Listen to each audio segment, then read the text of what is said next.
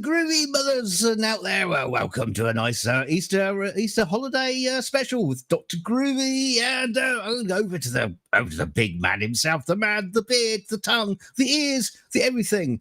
Dr. Groovy, thank you. Welcome. Hey, welcome, Duncan. Sir Ed. Hey, it is Christmas. That's right? Today it's Christmas, yes. Want to thank you all for showing up for Christmas. And you can ask me what I got, but no, this is Easter.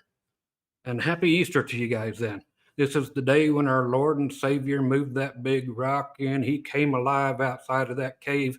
He dressed up like a big Easter bunny and shot a whole bunch of LGBTQ colored damn eggs everywhere and make the kids go hunt for them and shit. And that ain't that how this is going, Ed? Ain't that the story? Well, the story is after 3 days, he rolled the stone away. He got stoned for 3 days. He rolled away the stone. He walked out, saw his shadow, and turned around and walked right back in for 6 more weeks. 6 more weeks of death? Yeah. Okay. How you guys doing out there, man? Somebody type a 1 if we're even live. I might just be yelling at myself. Come on, just a number 1 from anybody. Anybody. There's a number 1. Hey, we are live. God damn it, Duncan did something right. Hurrah! About time. That's right. Are we in the red or are we in the green, Duncan? We are fully in the green. Everything is running smoothly, and let's keep our fingers crossed. Well, holy shit. Something actually went right. We didn't make you guys go find another chat somewhere and so forth and so on. Want to remind you guys, just like on Sesame Street, today is brought to you by the letters T and A. T and A are always good. By the word Let's go for snatch. It's like baseball when you snatch the ball from your kid. And let's see. I want to remind you guys a little something. I had a epiphany about tonewood. I finally realized that it's all been true. I was at church today, and that was kind of the subject. So there's that. Anyway, speaking of tonewoods, I want to show you guys some Reverend guitars. I know Phil McKnight did some reviews on them recently, and he didn't care a whole lot for the current ones being made. And by God, I'm here to say they rock. So anybody is skipping Reverend guitars because of some other review somewhere, grab yourself some. To let you know about the amazing tonewood called Carina. Every single guitar they make, 100% of them are made out of Carina, and they charge no more than any other guitar made in Korea. So that's Korean Carina. Okay. So even this thing, they don't make them all Carina so-called colored, because that's just kind of a slight clear to almost yellowish color. But anyway, this here is the Ron Ashton Avalanche model. Okay, now they had, or the Volcano model, I should say. 3 P90s in this thing. Now, the cool thing about this is they sound exactly like you would expect P90s to sound like. And the reason I have this is because I have 4 of this guitar. The other 3 are right there. So yeah, 4 of these puppies. The one I got 2 black ones, and I went ahead and Randy Rhodes one with a bunch of polka dots. Anyway, the back knob here, the bass contour knob, you turn it all the way off, and it sounds like Strat pickups. As stratty as any Strat in the entire world. The more you turn that up, the more it sounds like P90. So you can take the edge off of the Stratty thing and go into the P90 thing. So again, if you're all about the Carina thing, you don't want to spend a fortune, just get Reverend guitars, man. They're amazing. And another one. This here is what you would expect the color to be more like. Okay, this here is actually the Warhawk 390. I call this and the Jetstream 390s because I got 3 P90 pickups. Amazing how they did that. But all the wiring is the same. They've always got a bass contour thing, so no matter what pickups you have, they can always sound single coil just by turning that off. Okay, so great guitars. Again, Carina. Again, learned about that from church today. The only tone wood that matters. Ain't that right, Ed? Well, these guitars are obviously blessed by God. Well, of course, that's why they go up in price when I go to sell these. So, and I have 4 of those as well. So 8 of these Reverend guitars sitting around, and 4 of those and 4 of the V's. So groovy stuff. Ed, do we have anybody chatting today? Oh yeah, there's a lot of people chatting. I've been putting comments up on the screen. Yeah. Okay, read me one. Where's that one I saw? Where is that one? You said it. Oh yeah, Tracy Parton, overpriced guitars. You're talking after ass. Let's see. You go buy a Fender American, and between that and one of these, you just spend a lot of additional money for less of a guitar. Guarantee it. Okay, what did somebody with some sense say? Ricky says the early Reverends were made here in the USA. Yes, they were.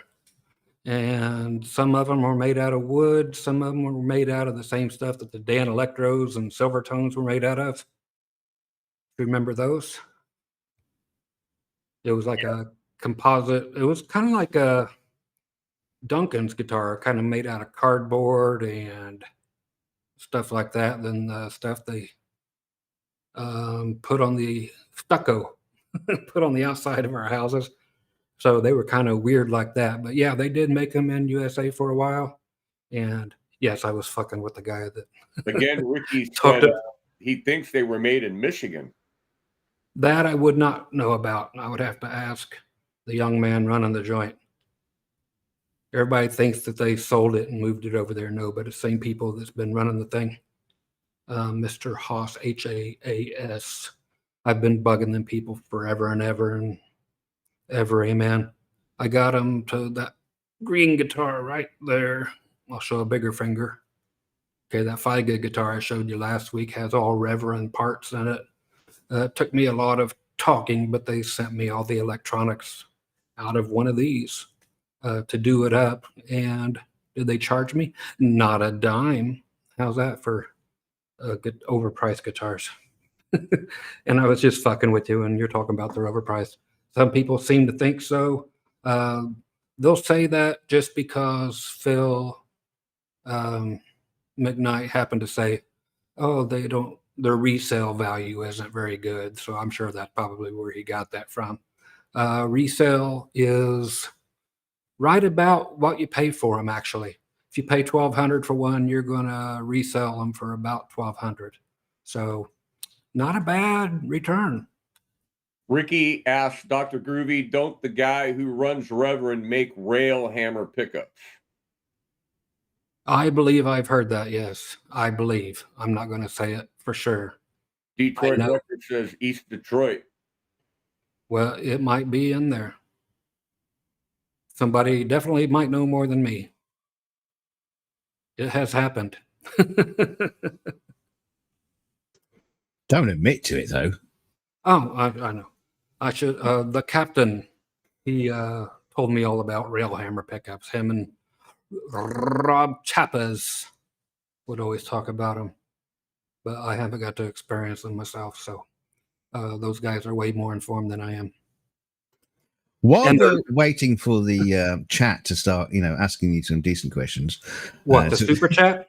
Yeah, well, yeah, maybe we should mention that because, guys, you've all had the doctor for free for all these years. Now, what we're asking for is a bit of support. If you love the doc, just throw some money his way. Please don't forget to use the super chat button. It's down the bottom of the chat. It's the one with the little dollar sign.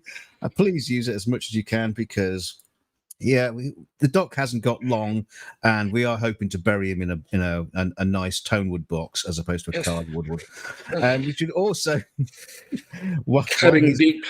I'll bleed for you, bitches. I'll bleed for you. While he's doing an impression of an emo, we should also mention that channel membership is now available. Doc, you've got to talk about the channel membership. Yes. And what's special about the channel membership that's happening right now? Right now, I've been working on it all week and still working on getting the original 200 plus hours of videos uploaded to the new channel because the downloads, as soon as I get them up there, which will be within a week, the $25 downloads are going away, and away. The only way you can get them from then on out is to join up with the channel that's on YouTube, and there are a few different tiers on there. If you go get through which tier is it, my friend? It's the Groovy Army is the tier you want to be able to start getting through all these lessons for that's very, very small price, and also it helps support Scott. It helps him maintain that beard. He needs all the help he can get from you guys. Like I said, you've all had him for free. Now it's time to show your support for him, please. Man, I'm bleeding. And consider that the pinned link at the top to PayPal, Dr. Groovy gets 100% of that donation, and YouTube doesn't take 1/3. 1/3 on super chats they take. It's amazing. 33 and 1/3. 33 and 1/3. That's like an album. If anybody, I know everybody out here remembers albums on 33 and 1/3 speed. You'd always put them up to 78 and sound like Alvin and the Chipmunks. They're like, what the hell is he talking about? Records, people, vinyl. The stuff I was just cutting myself with. So yeah, so if there's a tier called the dumb motherfucker tier, that's when you're down at the bottom, and you'll be able to get videos and stuff that I am making and be posting over the next couple of weeks that are not on YouTube. So it's much like Patreon, but without having to do the Patreon thing. So a lot of content that you are not going to have, period, unless you go over there. And again, if you want to become a member, and you can actually not have to worry about what everybody does, and that's lose the links, or when their computer crashes, they're like, dude, I lost all my videos. Can you send me the links again? You don't have to worry about downloading them. You just go bank and they're there. So makes it cooler to have them all in one place. So again, just on my YouTube channel, and this whole thing will be up and going. Like I said, within a week, I should have everything that is necessary to get everything started, and the whole Groovy Army tier with the 200 and some hours of download content at least uploaded to there. So did I get her all in there, Duncan? Duncan's off taking a crap. Oh no, just about. I was just in the middle. Also, if you are a channel member, you get to use Groovy stickers. I'm just doing some stickers, and Ed can bring them up. Let's go. Stickers. Where's my dumb motherfucker? Yeah, it's the logo of the whole Groovy channel now. It's my little dumb motherfucker guy. It's coming with all the merch and all that stuff that's going to be coming out. He usually shows up over there. There he is. Gonna feed him. Isn't he pretty? So he's going to be on a lot of merch with the Dr. Groovy thing over the top and the DMF underneath. I got to do it. So yeah, Dr. Groovy. Yes. The Jammin' Shaman asks, in what ways are old Electra, Greco, Arias, Ibanez, etc. better than new ones? Outside of pickups, tuners, bridges, what makes one guitar better than the other? Okay, where's that at? Jammin' Shaman. How far up is it? Down at the bottom. One of the last newest comments. There they are. Where's Ibanez? I got them on here outside of the pickups tuner. What makes them better? Oh, that's simple. That's quality control. The Electras belong to somebody totally different now. I'm going by each one. Electras belong to somebody that just puts out stuff like mid-90s Epiphones that you could get for $115. That's what the new Electras are like. Greco is actually maintaining quality, so you can get the Grecos and not worry about it. But if you want a guitar that's going to go way up in price and is actually a throwback to the 70s and 80s axis, early 80s, they're still doing that. They never quit. So they've kept up the quality of that since back then. So you're still getting the Ibanez quality since they are a parent company. So Ibanez really went south after 1984. Since then, they've went to total shit. In my recalling of all Ibanez things, of course, they have their Prestige line, which is a mess. Again, says me. But that's their top tier thing. It's their whole shredder thing. They don't make anything for me, so that's why I dog them. And that's something I wanted to get in on. Was the pickups and stuff that are in those damn things. I had Ed ask me a question earlier. I want to answer Ed's question. What was it, Ed? About pickups and single coils and stuff. Why you prefer single coils over humbuckers? Oh, because they sound good. That's right. That was my answer. Everybody's, man, you can't do metal and all that stuff with single coils. It's like everybody did. Our rock and roll, see, Yngwie's still doing it. We have Jimmy Page, everybody thought he was playing that Les Paul. He was playing a Telecaster on all that first stuff. And his Telecaster, his Les Paul, the 59, or I think it was 59. It was Telecasterized. So he was fooling everybody. There was a meme on Facebook that said, it showed Jimmy playing a Telecaster, and it's like, the Fender Telecaster that sold more 58 Les Pauls than anything in the world, whatever it was. It's funnier and shit. But yeah, all the single coils are just extremely articulate. And number 2 is I'm a country picker.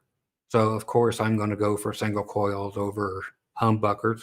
But if you were to go in and record somewhere, or I was, always bring something with humbuckers in it.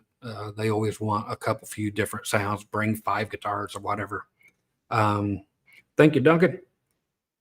And yeah, they all have their places. Some of them you can't really tell what's what on a recording unless you're actually in a 2 or a 4 position on a Strat, or just the infamous Tele bridge pickup. But yeah, man, they're just cleaner. I'm not going to say cut through, because mid-range helps.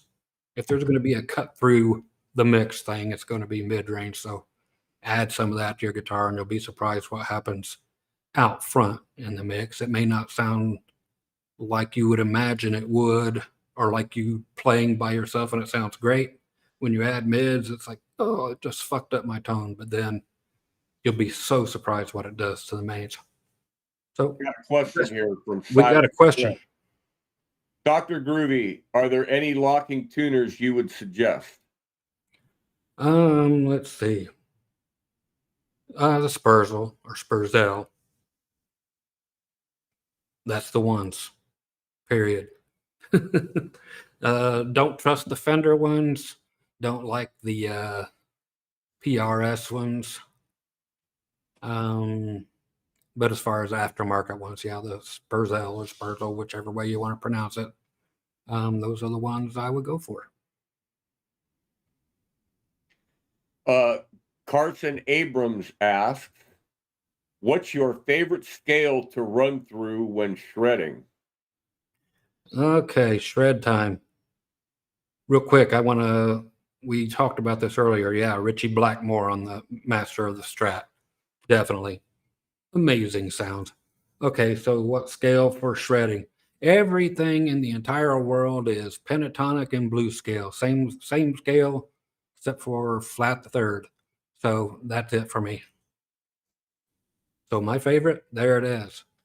Even though it's not all, it doesn't sound like the Lick a Lesbian scale or any of that kind of stuff.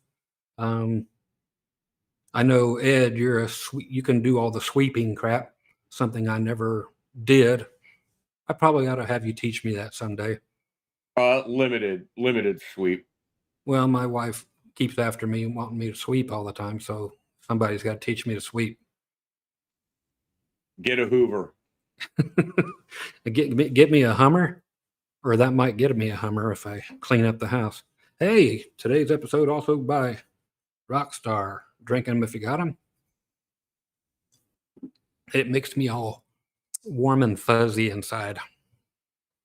I'm kind of fuzzy on the outside. I don't know if not one person has said anything about my groovy Viking beard. What the hell? Yeah, someone did mention that you were all beat it up and it looked good. Oh, I thought they asked if I got beat up. Beat up. Okay. That makes a difference. Hey, there's the dumb motherfucker again. I got to remember to point the other way. Well, Shield 400 says, hi, guys. Love the Lou Albano look, Scott. Oh, there you go. Nobody remembers the wrestler and stuff. He was on Girls Just Want to Have Fun on the video there playing Cyndi Lauper's dad or stepdad or whatever he was. Little trivia for you. It's not trivia. It's just some shit spewing from my mouth. Okay, Cecil Music asks, what are your thoughts on various saddle materials? A big difference or more marketing bullshit? More marketing bullshit. Yeah, it's been pretty much established that I've still got some tone plastic over there for some saddles on my Giles guitar, which is actually nylon, and it rings out like nobody's flipping business. So yeah, I think just totally blowing shit up your butt. Of course, if you can hear it being wrong, like I've got my strum stick over here that I purchased without a bridge on it, and I made a bridge out of pine wood, and it just don't sustain like it should. And who would expect it to?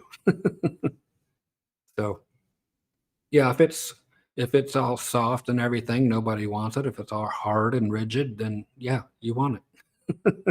Just ask the women, man. They'll tell you. John C says could make a difference on an acoustic, which I would agree that bone would sound better than plastic, but who am Certainly. You're the guy who's correct. Yeah, on acoustic, it's a whole different world as far as pretty much everything is considered. I thought Peavy was brilliant with the aluminum nuts on the T series guitars. Extremely. Yep. They never wore out.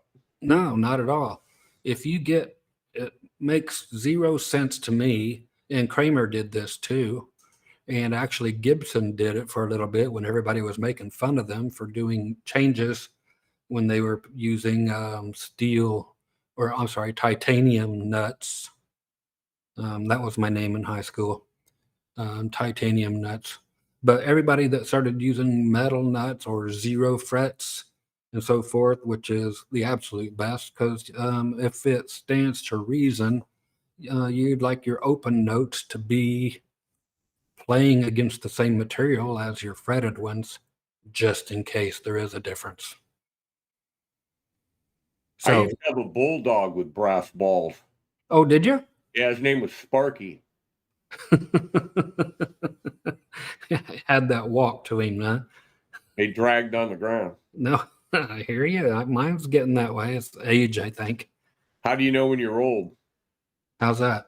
You sit on the toilet and they hang in the water. I got to fish mine out. Yeah. Do we have more questions that you have located? Do you still, Tracy Parton wants to know, do you still have your Predator USA? Yes. Got, let's see. 9 of them. The black one almost to the very end. The black one with the white pickups right between the two purple guitars. And then I showed my other Predator, my Predator Axe, on the Ed Dana's live show last week. Had a pussycat decal on there. I did say cat, right? Yeah. Okay. Yeah, had that big pussy decal. I want to make sure I offended somebody.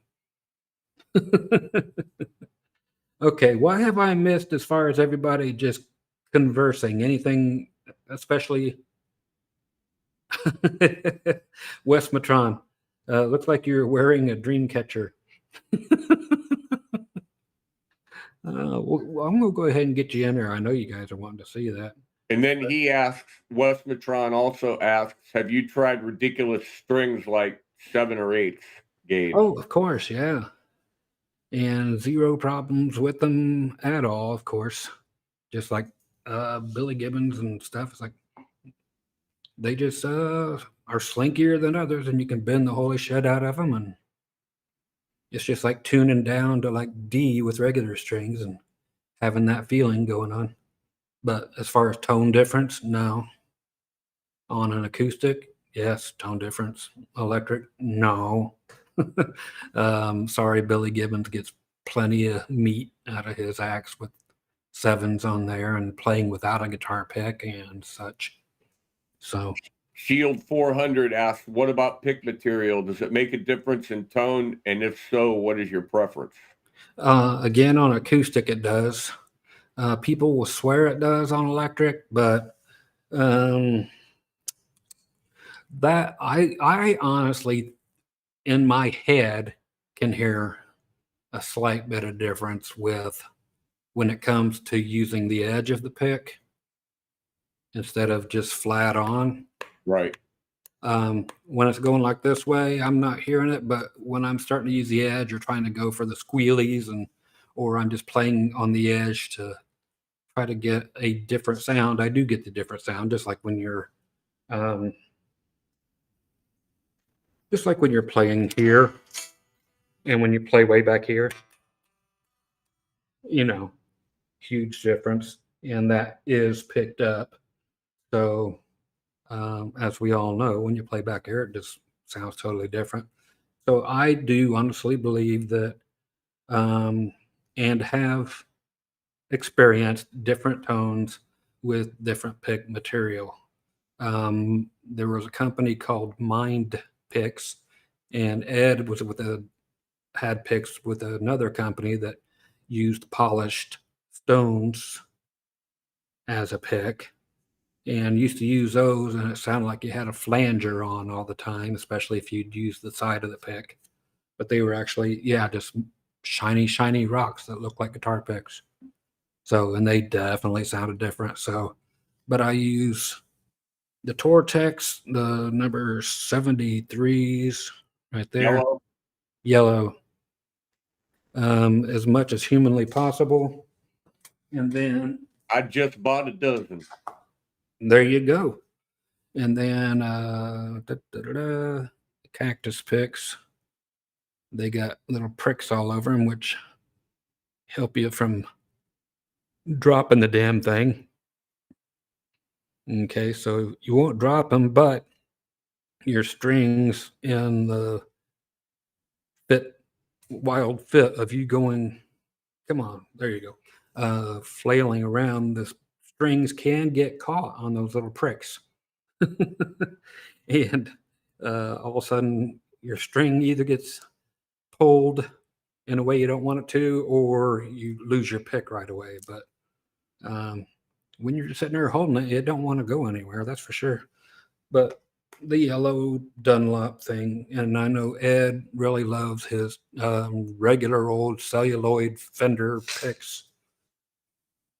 They don't last long, though. No, they break and peel right in half in the middle, and then you got to play on the ass end of them till you can locate Nathan another Cloud asks, how do you feel about vintage 30 speakers?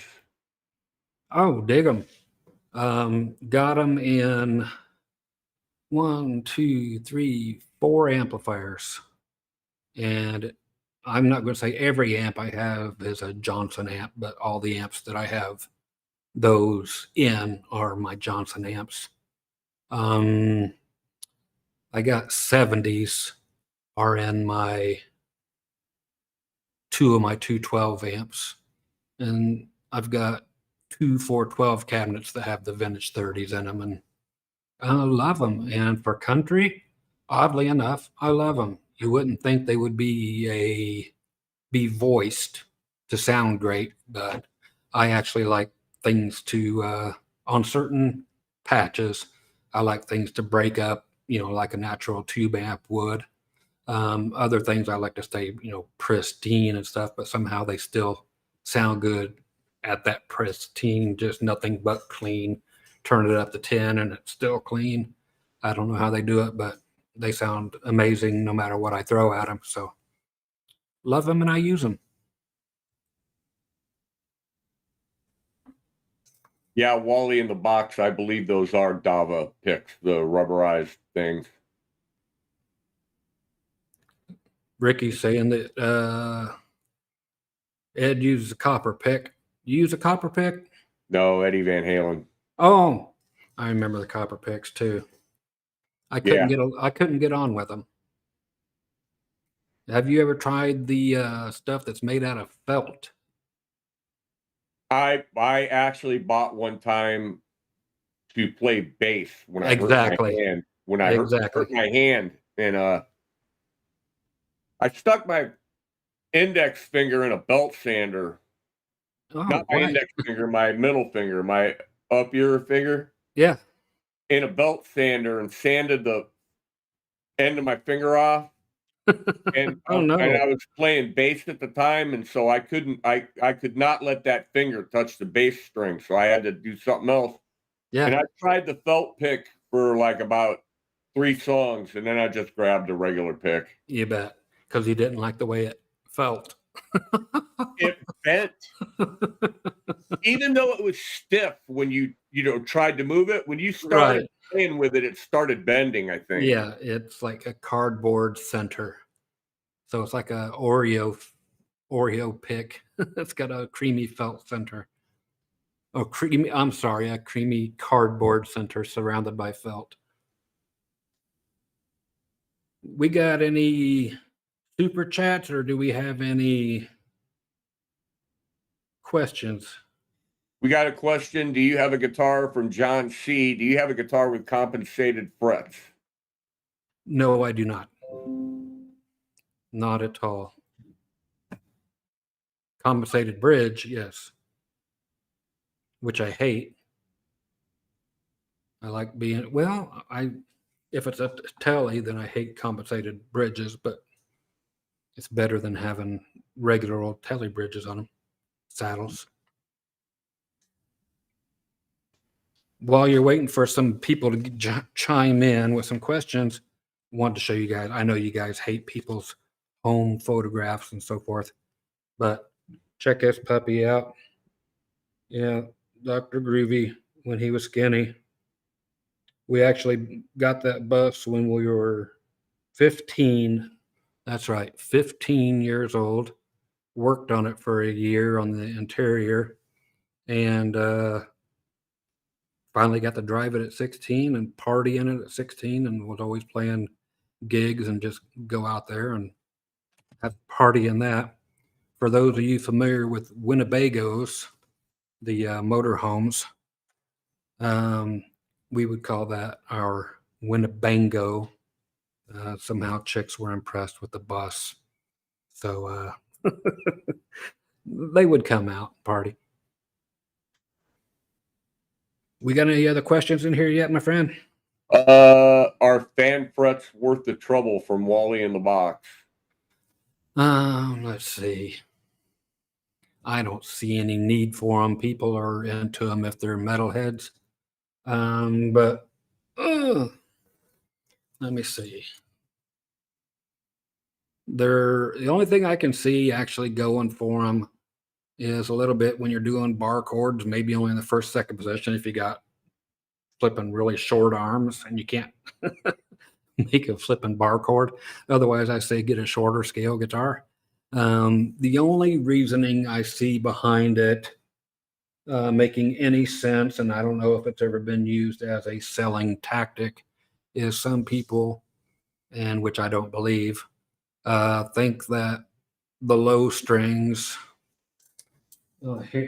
here it is exactly. Okay, you got an upside down headstock, and all of a sudden your low string, your low E, is the one that's really long, and they think that that in and of itself gives your low E string and your A string an advantage in tone. So they're tone frets when those are longer instead of the high E's and stuff like on a Fender.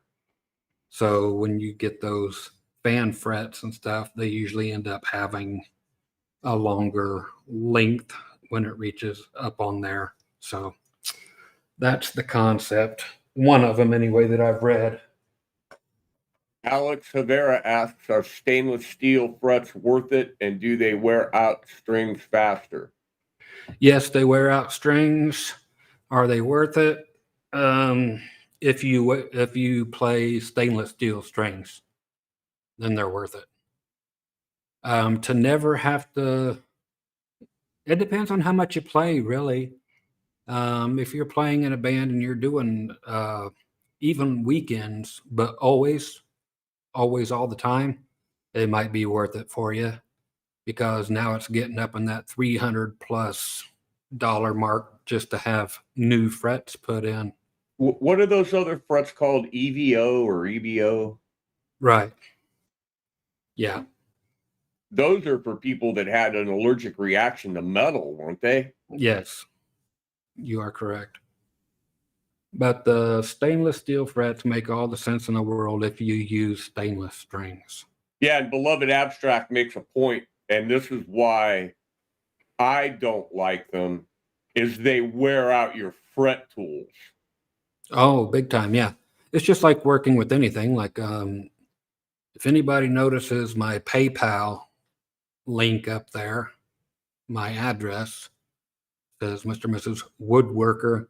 I build Southwestern furniture also. So you start using, and it's people that build guitars, same thing. I'm sure Duncan knows this.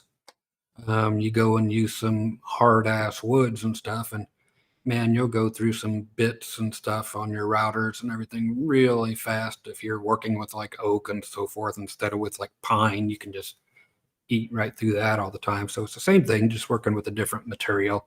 So you try to use tools for your steel frets and try to file them and stuff. And yeah, you're going to be eating your tools up before you eat the frets up. Next question will be answered along with a super chat. Okay. Hint, hint. Yeah, well, we haven't got it yet. Oh, okay. Then I'm going to show some photos. Okay. Anybody that This is a little section we like to call photos. Yeah, Photoshop. Oh, wait, let me show this one. Duncan got a big kick out of this one. Dun, da, da, da, Duncan. Okay, we got to wait till this focuses. Okay, there it is. This is. I feel aroused. You should. That is me with my pink guitar and a wig and my pink everything on. Yes, we one Halloween dressed up as the Spice Girls, and I was Baby Spice. I just you can't unsee this, folks. You can't unsee it. You'd be old fart Spice now, wouldn't you? Yes. Old Spice, yes. But I just took a screenshot. You're never going to live this down. Oh, you're going to use it for a thumbnail. I know you are. I didn't screenshot it. And yes, I had the pink guitar on, and I'm going to show you here if you guys know who John Michael Montgomery is. Thank you, John. John C, $20. Thanks, buddy. What's your question, man? Oh, he's just being nice because he rocks. If he's got a question, we'll get right to it. No question. Just roll up the cash, throwing it straight into Doc's face. We love you. Thank you so much for supporting the channel. Thank you. Hey, can you make it rain, Sir Duncan? Do you have the ability today? There it is. At least it don't have to rain on me. It's in well, it kind of is. It's not in my face this time. That's what she said. Again, so yeah, John, thank you so much, buddy. If you guys again know of John Michael Montgomery, anyway, Alexander, $5. Thank you, Danny. Thank you, Danny. Appreciate you, buddy. So very much. That's John Michael Montgomery right there playing my little pink Strat. There's How me old just are you, Scott? in this picture. Oh, or now. Then. In this picture, that would have been about 1998. Okay, because that's when he was real popular. Yes. Theo's Man 38, 1999. Thank you, buddy. Thank you, brother. I'll do it this way. Thank you, thank you, thank you. So very appreciated. It means I get to either pay rent for another month or I don't have to sell particular guitars for another month. It's literally down to one or the other, you know. So I do appreciate all of you guys helping out big time. So yeah, we were getting ready to play a show. This is in the middle of the Indianapolis 500 track in a little rehearsal area. There's Mike Johnson behind him.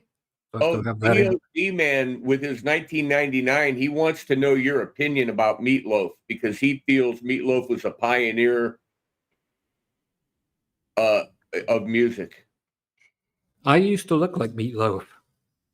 I probably do more now since if I get rid of the beard, I think you probably taste more like meatloaf now. you would know. I loved Meatloaf. He was awesome.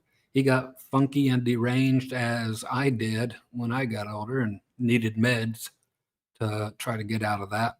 I don't know if he ever got fully medicated correctly, but yeah, he was. Well, we lost him this year. Was it 2022 or 2021? I think it was a year before. But yeah, everything that the man did was pretty amazing, just theatrical as all get out, which was half the fun of it. And I could never get a band to do Paradise by the Dashboard Light. And we had females in almost every band. That was almost a prerequisite when I was doing the casino circuits. And none of them would ever do it. They're just like, that's not a popular enough song. Like, you're out of your flicking mind. So I never got a chance to play it except for at home along with the album, and loved it. This is during Sweet Home Alabama, of all things. Yes, he wanted to get up there and play just that song before the show. Out of all songs.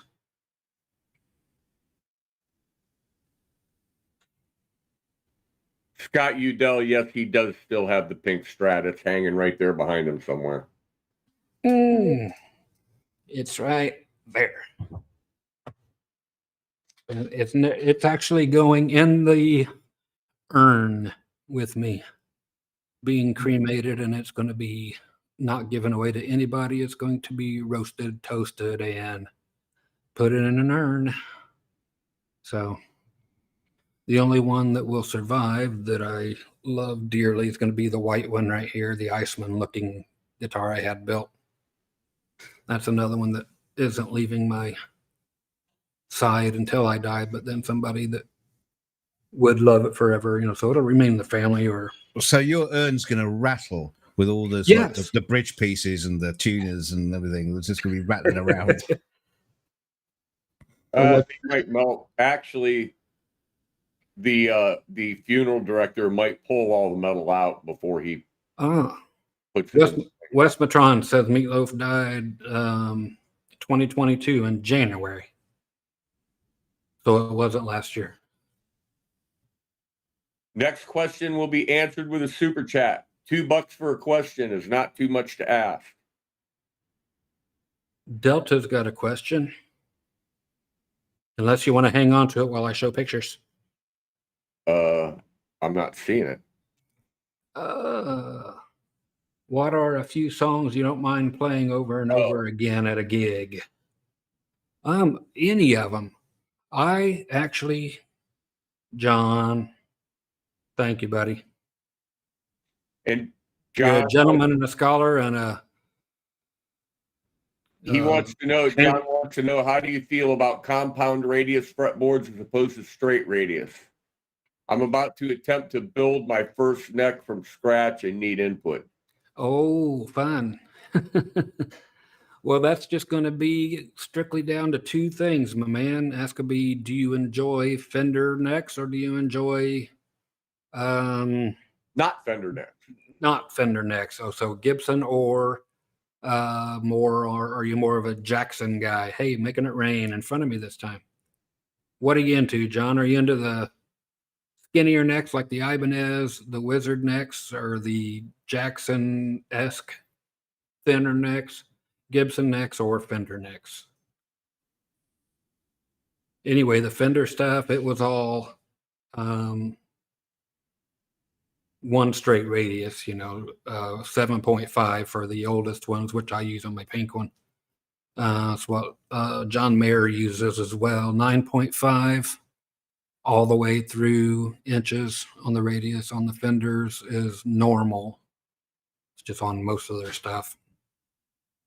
And of course, you get the compound radius with a lot of current Gibsons and Scott, a lot of the metal stuff. Doesn't the Strat Plus have a compound radius? Yeah, when you got to the Plus, it did. Yeah. And they knew it was going to be a nice thing, and it was, and then they took it away. Because, to be honest with you, on my Strat Plus, Yeah. I did not know that fact until someone told me. Yes. And that was even after playing it for a long time. Thanks for all the great advice. $5, Alex Rivera. Thanks for all the great advice over the years. Thanks for not giving a F and speaking your mind. Hey, I'll speak my fucking mind, and I appreciate the shit, man. Thank you. I do appreciate it. Thank you so very much. Making it rain, Duncan. Thank you, my friend. Thank you, Alex. This is the only time I don't mind it raining. Hey, same here. Now, if anybody wants to know what life is like on the road when you're doing nothing except for playing the same place for a week or so, and you just on your off time, just waiting to do something, this is the kind of stuff you find yourself doing. Yeah, I found a condom. And the tipped reservoir. Isn't that beautiful? I hope you just didn't find it on the floor and pick it up and do that. Well, I emptied it out first. All right. You know how to clean a condom, don't you? Of course not. Turn it inside out and shake the fuck out of it. That makes sense. Have you, Delta 4, have you ever played a scalloped fretboard? Yes, and I had one of my own. I've had a few, but my backup axe that I used for a long time had a scallop. It was a Strat, had a scallop fretboard, and I loved it. But I would always bring that as my backup because I only had 2 guitars. But that's the guitar I would make people play on Sundays at this house gig we had during jam session night. If they wouldn't bring their own guitar, they had to play that. And nobody could play the motherfucker into. J-Dubs, $20. Thanks for beating up, brother. Oh man, you rock. Thank you. Duncan, hey, let's bring out the big cash. Can we bring out the dumb motherfucker to eat the cash? Is that possible to do 2 things? Yeah, run across there and eat some cash, man. He's like, can I do this at the same time? I'm not sure if I can. There he goes. It shuts down the whole stream. He's like, I'm going to try, but God damn it, don't shut me off. We're going to lose. He just went and ate dead. Just put it right over Scott's face. Thank you.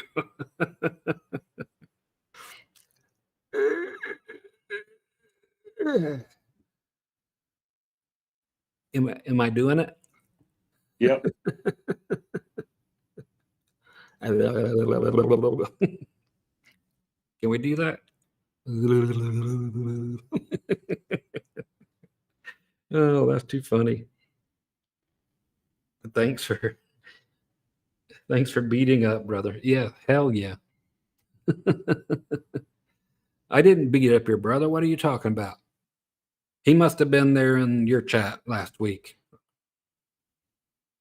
Now, if anybody, I know I broke out some pictures just for y'all. This here was at a show with we were with Sawyer Brown and Pirates of the Mississippi, if you've ever heard of either of those bands. But the doctor was looking clean here. Look at that short haircut. And dressed in civil duds with a Strat Plus. Well, have you just been to a court appearance or something? Yeah. If you notice the acoustic guitar, that's the Fender Santa Rosa that I showed you last week. Scott, is that a black Strat Plus? It's that pewter color. I've got one still. Okay. I got mine's black with a pearloid pickup. Oh. The black pearloid, the black and white pearloid? Yeah.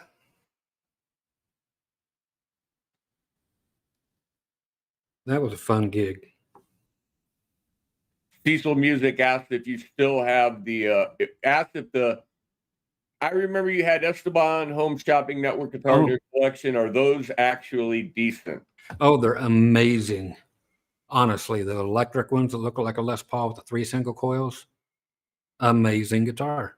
I've had 4 of them, and honestly would take them to any gig and leave my pink guitar at home, my pink Strat, and feel good about it and not have a single worry. I find them that good, even with the stock pickups. The acoustic stuff is just rat shit. Every one of them that I've ever come across. Floodland for $2. I'm selling a guitar on eBay. He wants to know, should you use the buy it now or auction feature? Always auction. Number one, it don't cost you any money to list it. Well, it depends on what kind of seller you are, how big your numbers are, I guess. Selling a guitar on eBay, buy it now or auction. If we knew what guitar it was, then we could definitely say how the auction's going to go for you. Yeah, I mean, it depends so much. You know, if you're selling a guitar that's, you know, you have a reserve price of $1,000, it's not the same as if you put a guitar up, you're going to start off 99 cents. He's got, so it's a big difference. He's got a Charvel San Dimas. Good guitar. I would start out, though, at a price that you will not go below. So money out in the air, say you've got it listed for $7.99, but still keep it as an auction just in case people want to upbid that. But start it at a price that you will accept and then run it as an auction from that. And if you pay the money for a buy it now, I wouldn't do it, because sometimes you end up with way more money than you thought you would ever get out of it, which is always a nice thing. I ended up with a guitar that sold. Two guys really wanted it, and they put in stupid bids just to make sure they got it. And it ended up going for $1,000 more than it was even worth. But they both wanted it and put stupid prices in. So one of them had to actually pay that stupid ass price. It's a beautiful thing. See, do you favor the original Wilkinson roller nut or the LSR? I like the Wilkinson, to tell you the truth. I wish they still had them out there. I've got a few LSRs laying around and one with the Wilkinson on it. The Wilkinson is on it's like a Strat Ultra. It's my gold one that is getting ready to go up for sale if I have zero money coming in, because it's one of my higher end guitars. But it's got the I know it's right down here. It's got the Wilkinson on it, and I just like it more than the LSRs. The only thing about the Wilkinsons is they will not accept a string gauge other than 10 gauge and below. So if you want to go up higher, they will not fit through there. Just for a little something to think about. They were used on the earlier models of the Strat Pluses and so forth. It was about 1990 they switched over to LSR. Hey, check it out, man. It's more picture time when you guys are quiet. How's this one? We were all 16 at this time. That was your Shaq Wild phase. Yes. That's when the Doc was part-time dartboard. That's Part-time when Shaq dartboard. Wild got the bullseye thing. He stole it from Dr. Groovy. Of course. Everybody steals your stuff. Yes. You couldn't see the drums real good. They were acrylic. But the T40s there. Gotta love that bass. Don't you got one of those, Ed? Or a T something still? I got a T60. Get the guitar version, okay. Slow Leak Productions. How many dollars did the guy say it cost to ask a question? I think the lowest you can super chat is $2, but I might be wrong. Oh, Cecil asked if that was an Ibanez Destroyer. Yes, it is. Very good eye.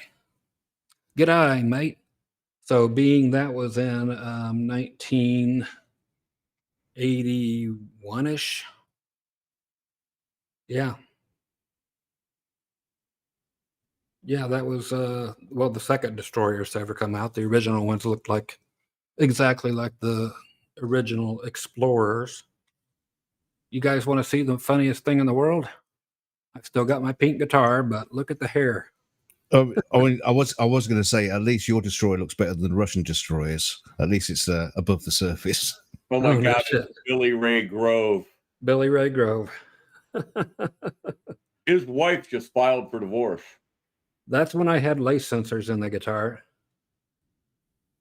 And then I pulled them out and put American pickups in it from the regular American ones of the same year.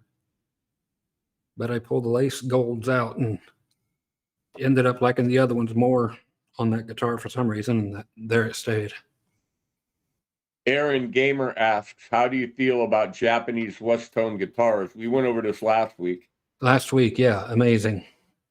If they're from Japan, get them. Of course, Electra sold out to Westone, and right off the get-go for about 2 years, Westone kept the same models going. And their guitars, the switching they have on there to go from single coil to coil splitting on their pickups and stuff, even on their really wild shaped models, actually sounded good. It didn't sound like crap like a lot of the stuff does today. So I've been wanting to get some of those, the real pointy ones. I think it's called a Dynasty, and it's red and it's got a red fingerboard and the whole 9 yards. So they painted the maple fingerboard red and the red headstock, and beautiful thing.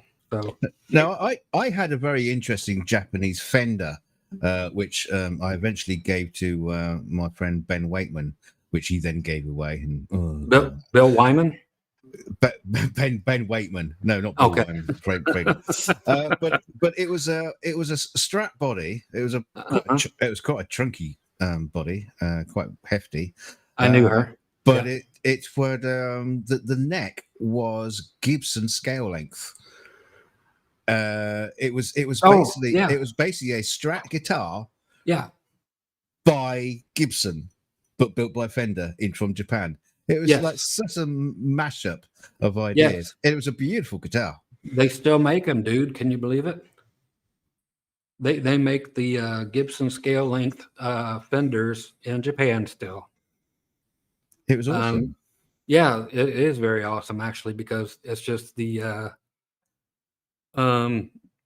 fact that the people there are smaller and they don't have to reach as flipping far. You know, it's just inherently smaller race of people, and ta-da. hence all the ukuleles. There you go. Yeah. The onslaught of the. I'm sorry if there's any Japanese people listening to the show, and I'm just sorry. Oh, the only thing they don't want to hear is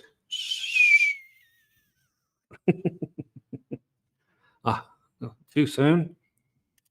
God, that's been a long time. Once again, today's episode brought to you by the letters T and A, the numbers 4 and 20. Let's see what else is beautiful. Oh, this photo is of basically nothing. It's in, the guy in the middle is actually Johnny Cash's nephew, which is Tommy Cash's brother's kid. He sang with us for a long time. He still parties with and plays with the drummer and the bass player. They're all still playing together. We're in Waycross, Georgia at this gig, and met up with Van Zant, Ronnie and stuff, parents, while we were playing that gig. Very cool. It was, as you can tell from the railings on the sides of the PA over here, right there, it's actually a 2-story club. So we had to put a PA upstairs and PA downstairs to cover everything. But just thought you might want to see that guy. If you go down to Nashville, he's still playing at the Johnny Cash Museum every single day. So go tell him I said, hey. And here is a lovely photo of 15-year-old Scotty. Right there with the telly, which is an Ibanez. About a 1975 Ibanez telly. So we're all 15, except for the guy in the middle was 14. Playing at a Moose Club or Elks or Eagles or something like that. But how beautiful. Didn't have the pink guitar yet. It hadn't come out. Where's the chats out there, my friend Ed? They're just chatting. Turned you on to PV Predator. Fiddles, love them. Hey Scott, learned lap steel and square neck dobro from your videos many years ago. Awesome. Oh, John says, yes, he is talking about Cash. He's there in Music City in Nashville. So yeah, Mark Allen Cash. Sometimes he drops his last name because he wanted to make it on his own without the name Cash. What a move, huh? That's why he never made it, I guess. Oh, sorry. Somebody said Cash. Hang on. Sorry, I'll switch it off. Beloved Abstract asked if you ever met Townes Van Zandt. No. Nope. Big no. J-Dubs, the T40 was heavier than the aluminum neck Kramers. The aluminum Kramers just had neck dive really, really bad. I had one and I played it for years, and I learned to never let go of the neck with my left hand. Oh, certainly. Or you had to keep your right arm on the body of the guitar to balance it if you let go. So if you were reaching for a knob or a drink or something, do not let go of the neck with your left hand, or the headstock will hit the floor.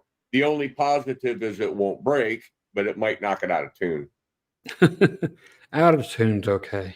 It would actually hit the tuning key, and the tuning key would spin. Yes, it would. So there's me and the pink guitar right there. This is with Tracy Bird, if you ever heard of him. Watermelon wine. Watermelon, do the watermelon crawl. Man, that's a big stage. Yes. Here's another Tracy. Me with a lot of years before that one. This is with what the hell's his name? Tracy, not Tracy Chapman. I hated this guy. He was a peckerhead. Somebody help me out. The other Tracy guy that was in country. Anyway. Oh, God. Tracy Lawrence. Tracy Lawrence. So that's me right here. But you can tell how old this is from the size or the way the PA was. Were you playing under some woman's massive skirt? Yes. Speaking of which, I'm wearing it in this picture. Upskirt action from Scott Grove. Yeah, look at this. Focus. Definitely during your experimental confused years. Yeah. Duncan was asking me before the live stream. He's like, would you actually ever, you see all these fake cowboys out there. He's like, have you ever seen a cowboy actually wearing shit like that? You get your ass kicked, man, by a real cowboy. Tracy Lawrence, yes, Mr. Night Owl. You are so correct. That guy is a prick, a major prick. Probably has to be still to these days unless something. Oh, he is. Now that's a jacket. Yes, it is. Just short of a nudie jacket, I would say. There's the Iceman. Back at 16 years old. One of my dad's vehicles out of 8 that he makes street rods out of, that I should be inheriting. He'll live longer than me. Who am I? Who am I kidding? Okay, from the Outlaws Motorcycle Gang, Mr. Angel Trinity. That's the name he went by. He's still alive, but he was our bus driver that we hired, and he's remained friends all these years. Is he still an outlaw? Of course. I guess you are for life. Yeah, he drives a 53 Panhead. Oh, God, I forgot about this one. I've only got 2 pictures left, kids. Here's one right down the street. This here's at the, what's that big hole in the ground out here? Grand Canyon? Yeah, the Grand Canyon. There's me coming up the side of it. I thought you were going to say Ohio. Yeah, so I was down on a ledge down there, and Well, we have potholes. That big. Don't tell me. Don't tell me you dropped your pick down there. yeah, I dropped my pick. You funny fucker. And for our Music City buddy here, and that's just another picture of us with Mr. Cash, if it ever comes in on him. Come on, get in there. There he is as a young pretty boy. There's me as a young pretty boy, but I still got my checkered Vans on way back then. It's a beautiful thing. And you notice how bands always have to get out their guitar cases and pose with them, even though nothing's actually Nice going. shoes. I know, aren't they? Everybody's in nice cowboy boots except for me with the Vans on. Beautimus. E.T. asked, hey, Dr. Groovy, Music Man Axis any good? Yes. I don't know where I'm supposed to go beyond that, but yeah, it is the Eddie Van Halen model. They should put that on the poster for the guitar. Just saying yes. Yes. Yeah, it's like as soon as Eddie jumped ship and went elsewhere, then it's like we're going to call it the Axis and keep it on the menu. Who was he with first, Music Man or Peavy? Music Man, I believe. Okay. Chris Bevan asks your thoughts on Zion guitars. Oh, God, I haven't heard that name in forever, but they were wonderful. Wonderful. Yeah, they were around. They were big about the same time that companies like Moses. What's my other guitar back here? Oh, Modulus Graphite. So when 331B asks, what amps did you play at that time? I'm going to take a stab and say Peavy. At what time? When those pictures were taken. Depends on which pictures. The ones with the Peavy in them. Oh, the one with the PV on them? Probably PVs. I know we all played PV at one point. See, from the time we were, and you got to consider I was with the same band for 15 years, starting when we were 13 years old. So we all went to PV, and as soon as it became a thing, and we saw them all on, the hell was it? The Grand Ole Opry. Everybody had a PV amp, and we had the mentality of, well, if it's good enough for them, then it's good enough. You know, it's like, if you ever say that about anything, then you're a douche. Well, it's good enough for Gene Simmons. It's good enough for me. You know, it's like, no, what is good enough for you is whatever makes you happy. Whatever makes you feel like playing, that's what's good enough for you. Robert McFarland asks, what are your thoughts on how to practice? Daily. That's how you practice. Also, while you're practicing, you could be watching Scott Grove's tutorials on how to practice and how to play. Available if you become a channel member at Kmart. Become a channel member, become a part of the Dr. Groovy's Groovy Army, and you will have full access to all his videos. And eventually, I mean, you've got on your hard drives that and your downloads you used to give out, you used to have a lot of backing tracks. Yes. So at some point we'll have to put those backing tracks up onto YouTube as well, so people can play along to. Yep. Got some PDFs as well that go with some of the lessons, or I have to stick those up too. I was going to ask you how I could stick them up yet. Guitar Only asks, will you ever put a neck on your Vinnie Vincent body? I bet it won't be a carving. It's got a Jackson neck. I've got like 5 or 6 Jackson necks. I showed it to the guitar to Ed last week, actually, on the after show.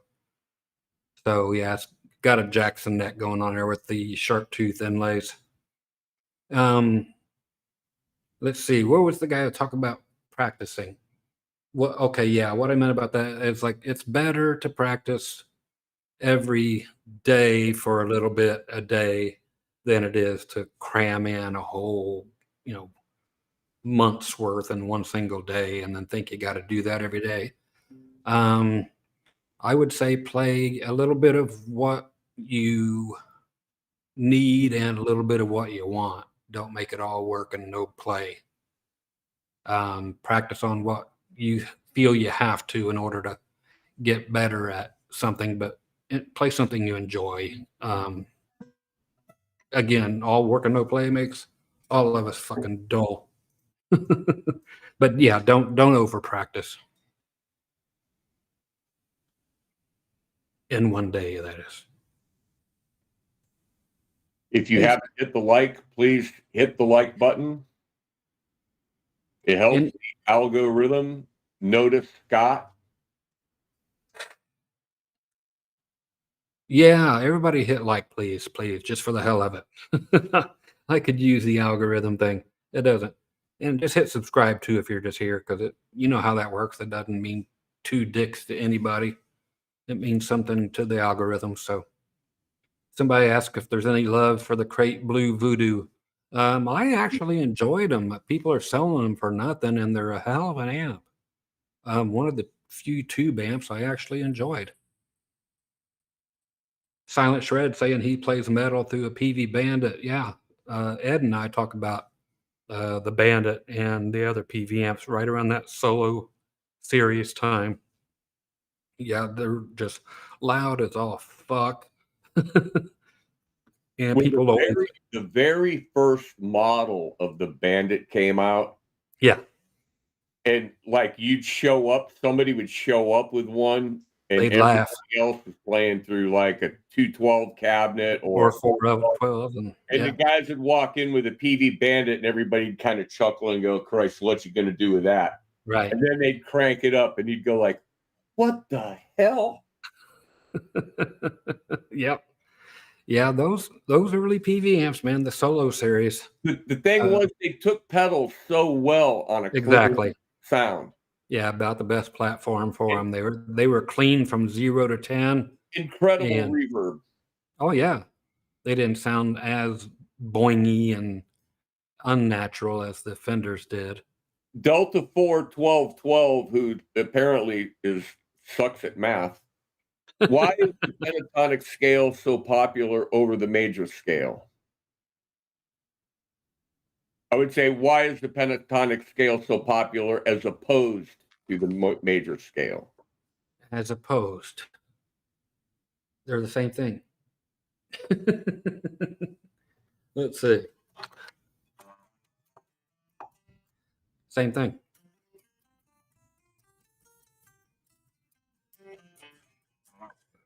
Same thing. Well, it's learning 5 notes instead of 7. Instead of 7, yeah, 2 extra notes. But God, it's everything. You can go your entire life learning just that one scale, flat the third for blues stuff, or even where there should be a third. It doesn't matter. You can go back and forth in between it and bend it a little bit into the third, and never have to play anything else in your whole life, and you'll be fine. Trust me, that's what I've done my whole life. Have I ever learned another scale? Nope. Do I plan on it? Nope. I probably know other scales. I just don't know that I do. You're not going to learn the E flat demolished? E flat demolished, or the lick of lesbian, or the nope. No, I figured the major scale's good enough for Bucko and just good enough for me. I play in 2 different modes. Jabronian, which is the major mode, and Assolian, which is the minor mode. Assolian? Oh, somebody else liked the beard. Thank you very much. It'll be here all week. Let's see. Instant balls. What's instant balls about? Somebody else's answer to something? The PV Bandit. Oh, Cecil's asking about Hey 19 from Steely Dan, wondering if that's still one of my favorite references to tones. Yes, the very first note. You're not going to hear it on the stream, I don't think, but see. There it is. But it's just them snapping that very first note. Fucking Fender sound, but if I can get that sound out of an amplifier, then I know that's going to be a good night.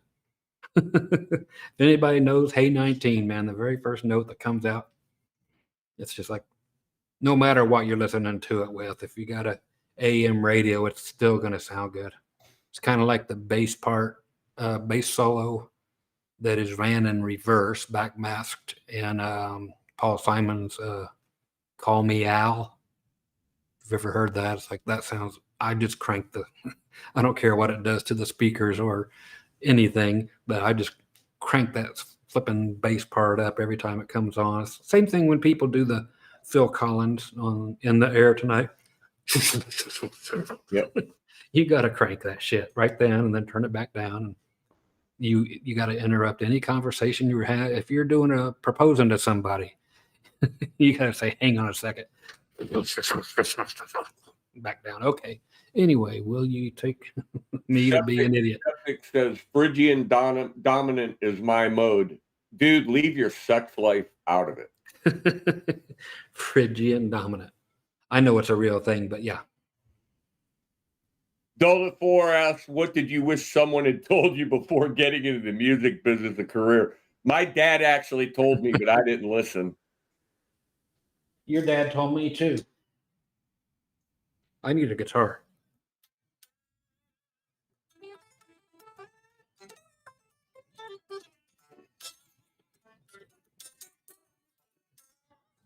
Okay. I feel better now. How do you feel about Ed Roman, the man, the myth, and his guitars? Oh, he always made, not always, I can't say always. He made exceptional copies, or his people did, Scott being the main one. He still works out there. Yes, the place exists for certain people. Yeah, you got to be like, you're in the mafia for pretty much to be able to get into the store. And the store does exist out here. I've been there a few times recently.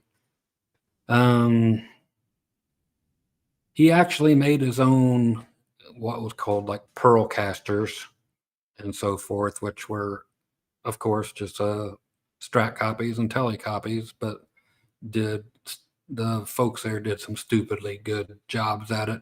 But yeah, there was some ghost building there. People, they have to be, I brought that term out a long time ago. It's been used for 60, 70, 80 years. But before anybody knew it, people were yelling at me, telling me I was a dumbass. It's kind of like the whole Tonewood thing started off. You dumb motherfucker. It's like, I'm telling you. But ghost building is like when Court makes guitars for other people, or, you know, you got your places in, like I said, same thing in Korea that make a gazillion different brands that come out of one factory. People just didn't believe that kind of thing existed. Oh, good God, Guitar Junkie. Making it rain. Thank you, buddy. I've learned so much from you over the years, and thank you, my friend. I appreciate you, buddy. Thank you. Very appreciated. Wow. Thank you, Guitar Junkie. That is one hell of a super chat. Thank you so much for the support. You have no idea what that's going to do. It's I can feed my minions. I can feed you guys now. He just had to sell one of his guitars to do that.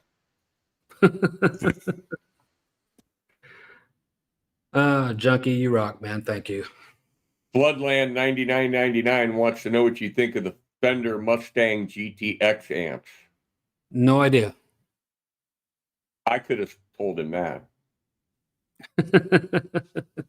Again, reason being is after I found the amp I was going to play for the rest of my life, I never tried another one.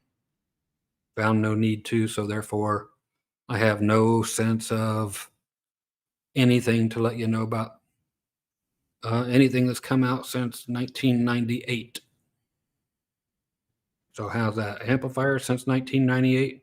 Haven't played one. Any. What do you think about the 1998 Toyotas? The 96 Tercel. I can say all kinds of good things about. Didn't go away till recently. We had a burial for it at 300,000 miles. But what a beautiful car. It was duct taped together, but by God, it was a party machine. And that's on the single one engine. Amazing. Never put anything in there that cost more than a couple $100, and that was tires. Oh, Chris Bevan wants to know, Dr. Groovy, how about Hartke amps? Oh, hey, what about them? Okay, so my tower of power over there. It doesn't stop there. It goes all the way to the ground, but I run 2 of the 4.5 cabinets were 410s and a 5-inch speaker in the middle. So 2 of those, and then a 405 cabinet, which is the top, which is 4 5-inch speakers, and then a HA 550 head, which is 500 watts. So love them for my bass. The guitar amps they made sucked royal balls. So you can still go to the pawn shops and find out who's a dumbass or not on the Hartke stuff. Because you can go to a used guitar shop and buy a used guitar Hartke amp for $100 and get a whole stack for that. They just did not turn over well, and they put simply paper cone speakers, but you probably wouldn't want aluminum for guitar, I wouldn't think. But my Hartkes, I love it. And I have ash down cabinets over there from England as well. And the Hartke ones are the ones that are plugged in. Linda switched from being all Ampeg to all Hartke. Yeah. I was all Ampeg. When we were 15 and 16, I was using a Ampeg V4 full stack. That head was heavier than any amplifier I have, just for the head alone. It took 2 of us to lift that head to put it on top of the cabinets.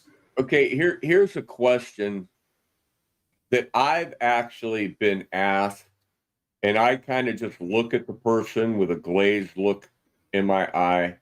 That's because you're always stoned. Yeah, Delta 4, 12.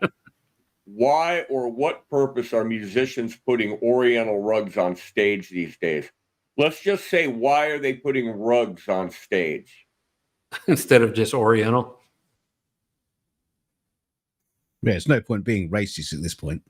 Yeah. We've already went there with them. Hey, what are we? Well, for one, if you're standing on concrete, you don't want to stand on concrete. Oh, no. Because it's murder on your feet. And for 2, if you are on a stage that might be not built so well, and you don't have a carpet or something under you, all your footsteps will get picked up through your microphone. And if you got a foot tapper, or even the guy playing the drums, his kick drum, it'll play through the floor up into the mic stand, into the mic. Every mic. Yeah, every single mic on the stage will pick that shit up. And that's just through the mic stand. Hey, you know what, guys? Yes, sir. I'm going to give this a little bit more love. I'm going to give this a little bit more love. I mean, fucking hell. I mean, wow. Hey, do it then. Wow. Making it rain. Yeah. Wow. What a super chat. Yes. See, Scott, some people do love you. Hey, I'll take the love, man. I'll bring the love back, too. Yeah. We're not all haters like me and Ed. And it's still the only channel you can come to that does live chats where you can say dumb motherfucker on it. And nobody gets bent out of shape. And well, I don't know. I actually had 500 and some people unsubscribe to me after the very first live stream. Oh, wow. all within a week. You know, it's like, oh, I didn't know he was like that. What, that I say the words that we all act. What's the word anybody's going to say if you happen to slam your dick in a car door? You're not going to be like, oh, my mercy. Yeah. It's just not going to happen, man. I'm sorry, but I'm real, folks. You know, I just, not everything I say is fact. I'm sure of it. Do I think it's fact in my head? I may or may not. You'll never know. I used to not admit it. Everything used to be definitely factual that came out of my mouth, but I'll give you the best answers that I can come up with. But if I don't know something and I know I don't know it, I'll tell you, I don't know, because I don't. And of course, the channel is different from everybody else's. I just enjoy hanging out, you know, and I've got Ed and Duncan here, and they both just offered to do this. They don't get 2 cents a piece for doing it. They often throw in a couple bucks just to try to get the super chat started. And I can't thank them enough for just being friends that go along and do this with me and set apart a day out of their life just to hang out, you know. So, man, If you want, it's an awesome fucking place. If you want to continue to hang out, Scott, you've got to change your sleeping habits. My sleeping habits suck balls, man. I wake up at about 10 o'clock Pacific time. Yeah, that's when I wake up, you know, and then I stay up until 6, 7, 8 the next morning, and then I am in and out of consciousness throughout. Billy Bob Hammer has an interesting question. If a pro guitarist were forced to play a show with a Squier Affinity or other cheapo, would the audience be disappointed with the show? No. Well, they might. Well, only guitar players. No, I mean, the guy could like totally blow it on that guitar. Well, it depends. Did he fix it up? They wouldn't, but is it off the rack? Is it what? If they're a real pro, they should be able to play almost anything that's reasonably playable. Right. And nobody should say dick about it. You know what I mean? You know, unless somebody's just so close they can see the name on the headstock and they're headstock whores, you know, that think it makes a huge difference. You know, a piece of wood is a piece of wood. It's just a matter of how well they assembled it. Who was putting the duct tape over all the company logos on their guitars, on their streams? I can't. Was that you? Over the headstocks? Over the name? No. I have a guy that I was in the studio with, and when he posed with the guitar, he had to put black tape over the logo, if that's what you're talking about, before he would get his picture taken with it. No, there was a guy, I can't remember who it was. It was a YouTuber that was protesting. Oh, doing that shit? And he just started covering up the logos on his guitars. That's great. Because he didn't want the company to get, you know, any kind of thing for advertisement out of him. Yeah. I can see it, you know. It depends on, I don't see anything honestly beneficial to doing it. You know, don't say 2 seconds to say, well, Charvels from this period sucked ass and other ones had a good chance of being good. You know, it's like just because it has a Charvel logo on it, all you gotta do is ask, hey, were they any good at these years? It's like, if you know, you know. If not, who cares what it says on the headstock still?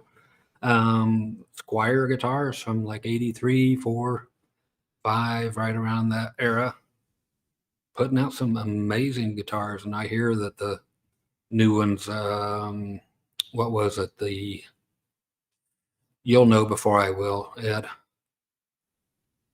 There's a Squier series out right now that everybody Infinity? loves.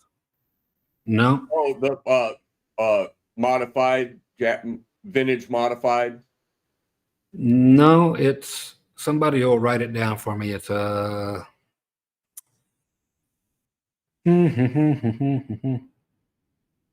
I know it's not a player's thing. The only one I can think of is vintage modified, It's right before that one. not Affinity. Nope.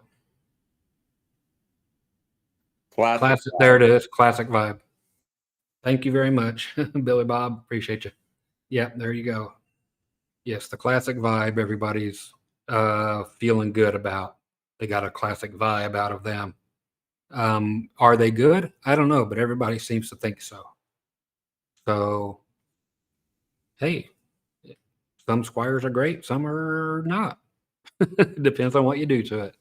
You know, just like you and I were talking about right before the stream, saying, you know, you can throw $1,000 at a Squier and make it the greatest guitar around, but you're still only going to get $100 back out of it when time to sell it. Oh, they're saying it was the Gatologist, Brad. Oh yeah, Brad. Yeah, it was covering up the logos. Oh really? He was always going to guitar places to buy, you know, different guitar shows and stuff to buy things, and he generally is that guy that works on tube amps, correct? Yeah. Okay. Making sure I got the right guy. As a matter of fact, he just posted a video yesterday or today of going to a guitar show. Yeah. Now, I know most of his guitars that I have seen hanging, I think he's down in the basement when he's shooting normally. It seems to be to me. Not his mom's basement, you know, not one of those things.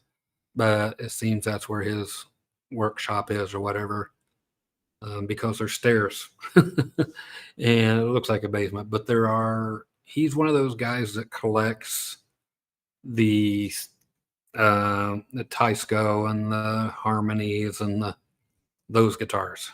I leave them alone. Yeah. Oh, John Pearson, I bought the new design 2021 Squier Contemporary Stratocaster. They suck. Is God the designer Contemporary? God, wasn't Contemporary the original ones that were out of Japan? Well, on the Fender end. The Fender, yeah. Yeah, Fender, but not the Squiers. And there were a bunch of different models of it. There was one with 2 humbuckers, which I got, and a 3-position switch. And then there was a regular, 3 single coils with a standard.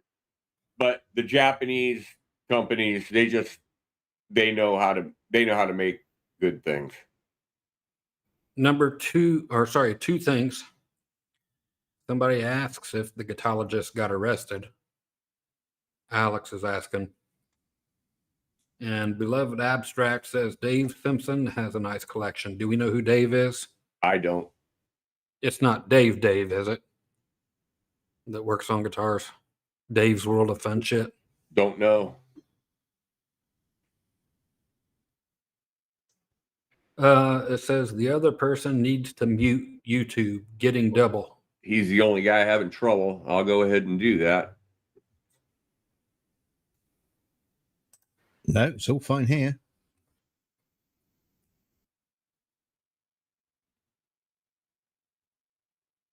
Okay, right here. 2.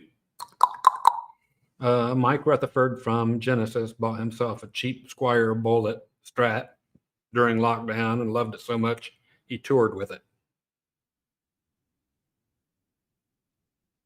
Well, that's cool. If you don't get a turd and it's great, I say go for it. Like I said, anything. I've got some great guitars here that I hate. And they are great guitars. Otherwise, I wouldn't say they're great guitars, but I just hate them. They're just not right for me. They're going to make somebody else an amazing guitar, but I've got some guitars here that should be total shit, but just like those Esteban electrics, it's like I would trust it. I would definitely trust it. I would take a USA PV Predator on stage any flipping day of the week and feel great about that too. And they're one of the cheapest Strat copies ever available at one point, and now they're right up there with the Mexican Strats or more, because the Fender Mexican Strats are now getting up close to $1,000. Yeah, if you believe that. So the used ones are going up, and Fender prices across the board have all skyrocketed. I just want to remind everybody that we're usually on here, or supposed to be on here, for about an hour and 15 minutes. So Duncan will be coming on shortly to cut me off. We'll only leave when you say so. Okay. Well, how about another 10 minutes or so, and we'll say goodnight, Irene. That's fine by me. All right. So you got 10 minutes to sending all those super chats. That's right. Mind you, we had some groovy ones tonight, so thank you very much, everybody. Again, but anyway, still time. Yes. Everybody does rock, and thanks for the donations. I appreciate that. And once again, just not to try and sound like a donation whore, but depending on them, it's getting ugly here at the House of Groovy. Almost time to sell everything, not because I want to, because I have to. Money poor, guitar rich. How's that? So anybody that donates through PayPal, that's always available as well. So there's that fishing line and hook for you. Now I want to talk to somebody down here. Yeah, the Fender Lead 1 and the Fender Lead 2. If anybody remembers those, very cool guitars. They were only out for a year or two. They were 2 pickups? Some of them were, yeah. There was, the Fender Lead 1 and the Lead 2. I don't recall if they made a 3, but most of them were just 2 single coils. Didn't they have one with a humbucker? They may have. That might have been the one. Floodland, $4. Thank you. Floodland, thank you, brother. There, I'm throwing up my gang sign. That's the only gang sign I know. It's the sign of Dio. Did folks know that there was actually a thing going on with Dio and Gene Simmons about this? Who came up with it? And the actual thing is, supposedly Dio did this, and then Gene Simmons did with the thumb sticking out. And I've done that for a long ass time too. Reason Gene does it is because he plays with a pick. And if you guys are anything like me, God forbid, or somebody forbid, Allah or whoever you believe in, if I'm playing and I'm going to actually play with my fingers, I tuck my pick in so it's under these 2 fingers. Yep. And I actually play with my thumb, my first finger, and my pinky. And when I go to wave at somebody, hey, how you doing? Or goodbye, or good to see you, it's always like Gene Simmons does. Gene plays with a pick, and he wants to wave to a gal out there. He's just waving. So that's how he supposedly came up with that. He's just waving. That's all he's doing. So I do that because of arthritis. I hear you. They're just kind of stuck. I just got arthritis for now, and that, look at that thing. That's my pinky. That thing's fucked up. Oh, My first sign of anything going. Yeah, but that's first thing going on any of my hands. Otherwise, they're fine. Spider Fan says Gene would claim he invented air to get more attention. Of course. Gene invented the fart. He probably trademark it. Oh, I'm surprised he hadn't trademarked air yet. He has a house for sale right here in Vegas. He's been trying to unload that for $13,500 for a while. 2 in the pink, 1 in the stink. Holy, that's the shocker. That's what they call that. Somebody's going to know what that is. Oh, yes. There's a song called The Shocker. Yep. And there it is. Somebody do it. Who did it, Ed? I don't remember who did the song. I've only heard it a couple times. It's Lexi quit the band.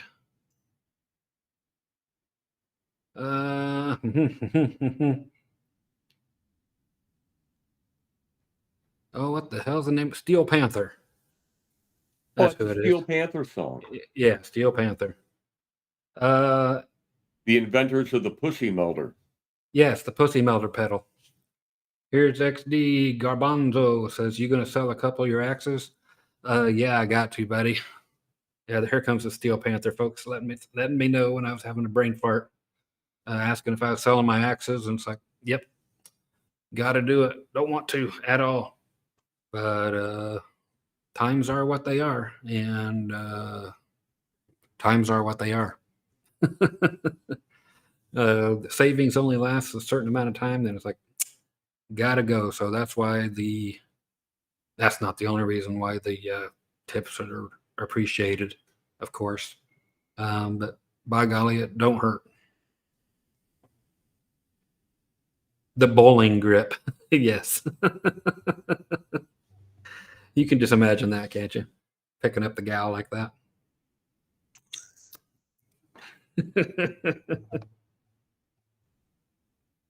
Oh, somebody says that was a rap song in the 90s as well. Okay, someone's wanting to know if they're listed on my website. All of my guitars are listed on my website. You go to the top where it says acoustic lessons, blah, blah, blah, lessons, whatever. 2 in the pink, 1 in the stink, or whatever, maybe the other way around.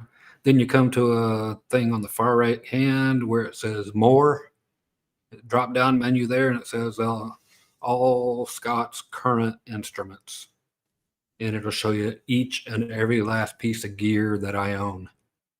So you can go there and write me at the same email that's up here for PayPal donations, or under any video I have in the world, or on the homepage of the website. Write me anywhere, and we'll talk about it and get you hooked up, sadly enough. So that's how you get a guitar. And don't ask me for my favorites first. I'm trying to pull out of this, but it ain't happening yet. MDF neck pickup, Japanese acoustics. The MFD pickups, the motherfucking Duncan pickups. You made those, didn't you, Duncan? What's that? Somebody's asking about MFD pickups. Motherfucking Duncans. The motherfucking Duncans, yeah. I've made some pickups, and they probably are Duncans, and they probably are motherfuckers. So quite possibly. I love those pickups, actually. I got them in a few guitars. Oh, the G&L ones I have. I haven't tried yours yet. Terry Himes wants to know about the power slides. I got 4 of them, brother. You can have 3. There's 3 over there that I don't want to get rid of because they fit so well on the wall with all 4 of them there. But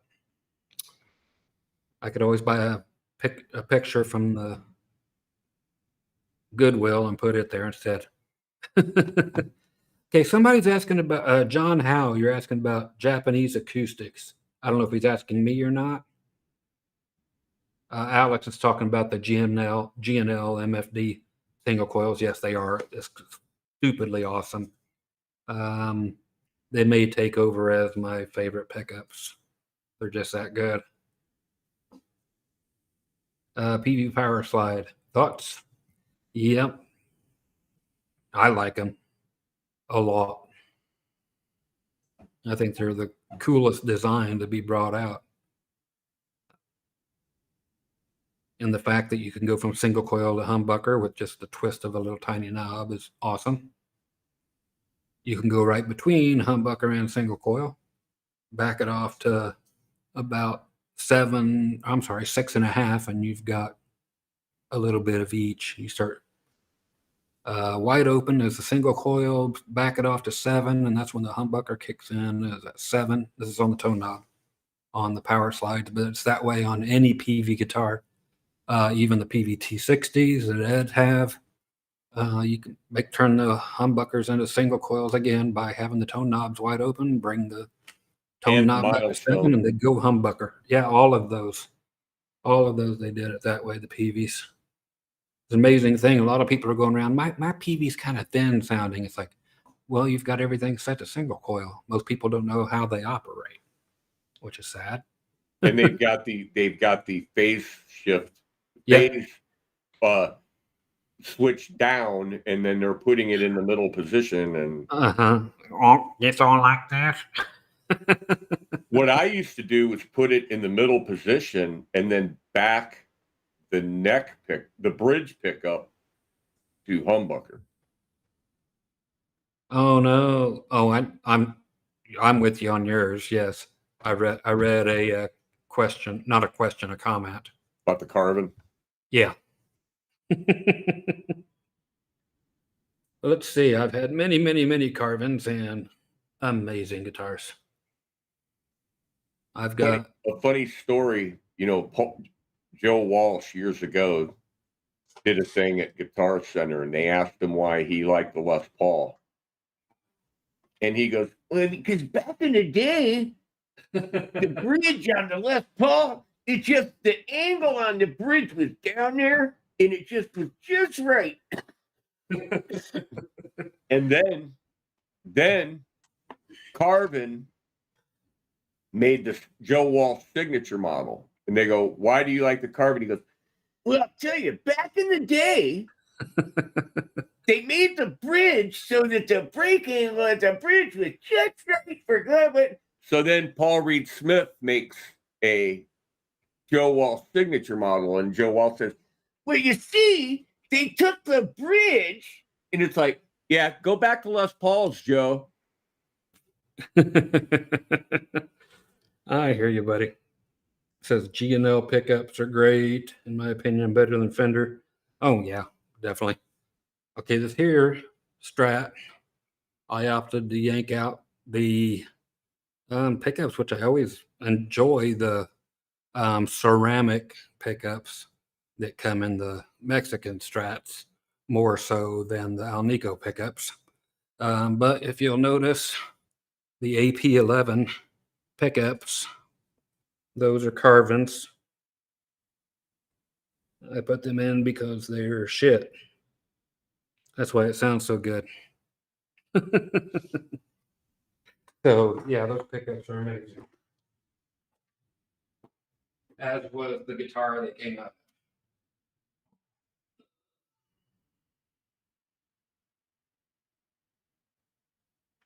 I guess that's probably one of the reasons that Kiesel's doing so poorly. Because they suck. Not. It seemed like Kiesel was giving more guitars to Stevie T than they were actually selling. I think that's true. I need to be as cool as him so I can pull in as many sponsors and all that. I need to just work on nothing but my editing and my shredding. Yeah, but then you're a slave. So yeah, I'd rather sit here and say dumb motherfucker all day. Well, let's take a couple more looks around here, then we'll have Duncan do his thing. Again, thanks to everybody for showing up today. And will you guys be back with me next week? You two kids? Yeah. Okay. Just want to make sure that Duncan and Ed are going to show up. Well, I'll be here. Or else, what are you going to do? You'll be just sitting there in the dark. Well, I know. As long as you guys are here, I'm here. I love it, the fact that you need me more than I need you now. This is true. You've got me bent over a barrel. Didn't Alan Holdsworth play carvings? Yes, he did. They had the ass end kind of cut out of them. Kind of look like old people's asses, when they start going in instead of going out. Is that why my pants keep falling down? That's why you have no acetol. I take those pills too. Now, for your approval, this new no acetol. Funny you mentioned carving. Just bought a used carving a couple weeks. Looking forward to it. Yeah. I have. Let me see. How many is it?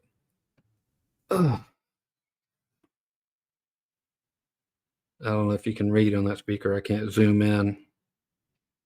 Anyway, carvings everywhere, and I've got another dozen of the same cabinets in the garage. And PA heads and carving this and that, and carving my own niche. I always thought of carving more of a custom shop amp company than a guitar company. Yeah. Mm-hmm. It seemed like more people played their basses than anything. When it came to instruments. Not me. Yep. I ended up with a few of the a DC 127 and what's called the Bolt, which is my favorite. It's just a straight, flat out what you would think it is. It's a Strat that has better appointments and better pickups. So now, again, real quick for the Reverends, if anybody notices, they're oddly enough one of the only few guitars that have set necks that I actually will go for and actually talk highly of and have had zero problem with. I don't have to ever even think that I have to pull off the neck and shim it or anything. Thing about all these is they have binding, yes, even this one, on the neck, and so there's no such thing as fret sprout on any of these. Right. Even though I live in the desert, no such thing. These things can come to me from Louisiana right on up here, and frets are going to be fine. Beautiful flipping thing. Somebody says I don't imagine Holdsworth bought his carvings off the rack, though. Probably not. That's the other thing, too, is don't ever think that Steve Vai gets any of his Ibanez's from Japan. No, they come from the USA. Almost everybody's guitars come from the USA. Hardly anybody plays their signature model. All right, here's a good segue to the end, maybe. What's that? Johnny Love. Hey guys, glad to catch you live. Any chance of you doing a joint live stream one time with Phil McKnight? I think he mentioned it, the possibility once. Septic. We're waiting for you to show up on Philip McKnight's channel. Philip doesn't have anybody on his channel. He had, what's his name? Yeah, it's his buddy. That's the guy that's been around, who is the OG of guitar lessons on YouTube. Marty Schwartz. Yeah. They were actually in person together. Now, what Phil said about me is he would be happy to do an interview, a hangout, a get-together, but he would only do that if I was on his spare channel, which is where he puts his shit stuff. So there's only like a dozen videos over there. So if anybody even knows that Phil has a second channel, right, that's where he said he would put me, because he don't think I can stop saying fuck long enough in order to be on his regular channel. And he may be right. Maybe we'll wait to the point where this channel is blowing up and we're getting lots of views, lots of people joining the live stream. I mean, please go out, everybody, and tell everybody that Groovy is live, and then we'll just build it up, and then maybe one day Philip McKnight will be in the chat begging to come on, and then maybe we'll think about it. Maybe. I don't see that happening. But the thing is, who needs those cookie cutter channels, man? How many times do you got to be told what's the best guitar for a beginner guitarist? Really? I mean, oh, it's a Harley Benton or a Donner or a Glary. Oh, for God's sake! And I'm going to say it's amazing. So they'll give me 4 or 5, so I can get. I'm subscribed to a channel because I met him. I was once in a live stream back in his early days with Robert Baker. Mm-hmm. And we were in a live stream, and this kid, Sean Daniels, came in, and he really is an amazing guitar player. But he put out a video yesterday of how great the Donner guitar they sent him was right out of the box. And he couldn't stop fawning over it. And I was just like, yeah, unsub. Looks like a sea monster.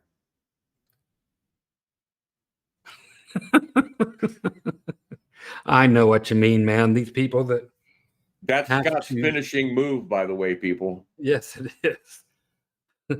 But yeah, don't fall for all these people telling you that everything is amazing. You don't know how much of this shit they actually get to keep and so forth. Some of them are honest, a couple. And they'll tell you stuff is crap. It's like, now I got to get rid of this hunk of crap somewhere. But yeah, it's not, you'll get an honest guy now and then, but most of them are in it just because they know they're going to get some shit that they can sell on eBay. And who could blame them? But yeah, no, you can always come here and get an earful of, motherfuckers. And hey, Guitar Man, nobody's bashing anybody. We're allowed to have freaking opinions. What if somebody being a dick that we have to block? I guess I'm bashing Philip McKnight or something. So nothing wrong with Phil at all. No, Phil's a good dude. No, never said anything bad about anybody on Phil's whole thing. I just don't want to be put on his shit list of interviews just because somebody's afraid I can't act well in public. That's the only thing that I said bad.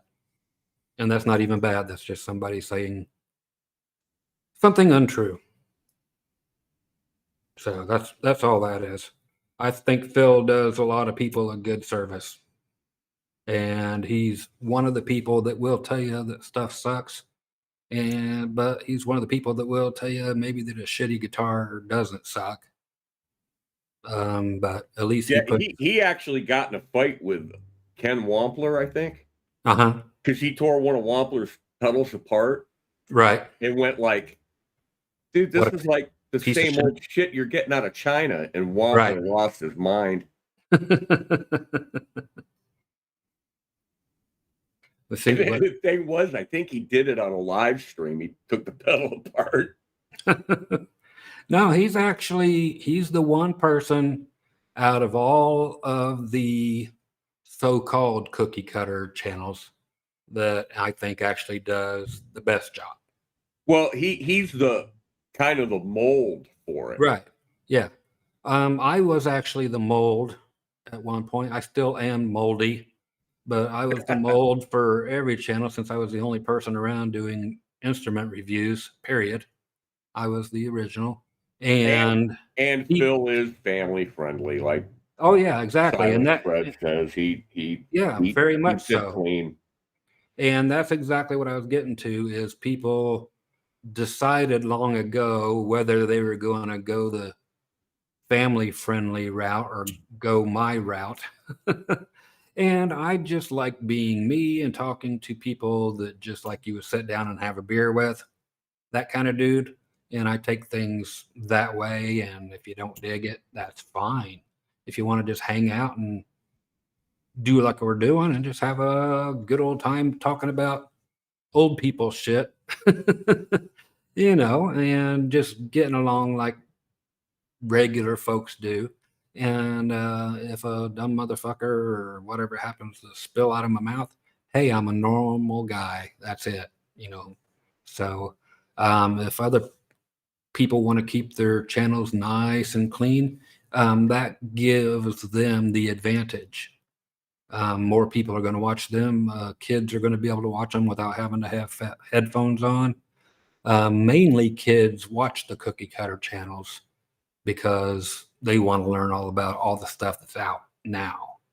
I'm not going to talk about the stuff that's out now because I don't buy stuff that's out now. I'm going to talk about the good old days with my buddies that are, 40, 50, 60, 70, and if people younger come along, cool. I appreciate having you here. So nothing against Phil or anybody that runs their channel in a squeaky clean way. It's just people who do it in order to get free shit is the only thing that bugs me. And I haven't pointed out a name for people who get free shit. So. Because they all do. Most of them do, yeah. Not a single company. No, I can't say that. I've got one free little bitty piece of shit amplifier behind me that's $129 that they gave to me for free in order to do a video and say what I actually think about it. And they asked what I thought about it, and I told everybody what I thought about it. So, people don't send me that stuff. So either they're scared of it or they're just not going to like what kind of stuff's going to come out of my mouth. I'll open it up. Look at this fucking thing. And that's usually just not family friendly to stick on their website. So they know what's coming up. So there you go. Yeah, I could play the ball game and probably get out of, it's not dead. It's just being out of money.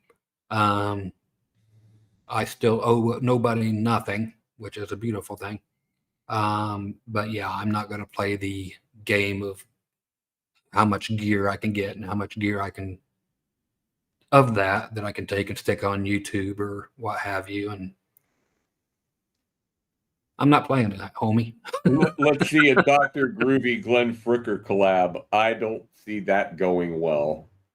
Oh, I think it'd go great. Do you? Yeah. I don't think we could out motherfucker each other. Maybe not. That's one good thing about it. That's right.